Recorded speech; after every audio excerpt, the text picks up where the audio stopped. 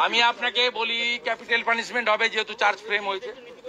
যে প্রশ্নগুলো পরিবার এবং তার কলিগরা করছে, ডিএনএ তে মিক্সড এসেছে, ফরেন্সিকে ধস্তাধস্তির চিহ্ন নেই, এই সমস্ত যে প্রশ্নগুলো উঠছে, আমি টেকনিক্যাল লোক নই, এগুলো সিবিআই এবং সুপ্রিম কোর্টকে মীমাংসা করা দরকার।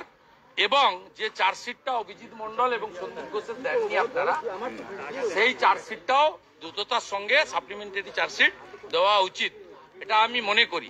বাকি hope for the best, supreme court নিজে মনিটর করছে, চিফ জাস্টিসের বেঞ্চ দেখছে। আমরা আশাবাদী যে সত্য সামনে আসবে এবং ফাইনাল কনক্লুশনে সিবিআই বা তদন্তকারী সংস্থা পৌঁছাবে।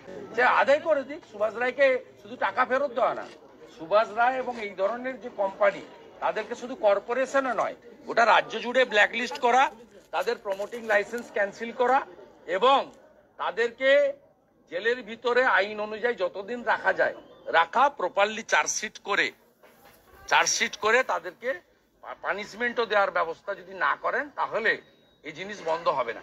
कैपिटल पनिशमेंट होना चाहिए, वो तो चार्ज फ्रेम हो गया, लेकिन उनका परिवार, उनका कॉलीग जो उठा रहा है क्वेश्चन, उसको भी अगले दिन रिजॉल्व करना चाहिए। इन्वेस्टिगेटिंग एजेंसी और सुप्रीम कोर्ट को ऊपर हमारी उम्मीद है, वो करेगा, कुछ ना कुछ करेगा। Initially I am welcome this decision by the court.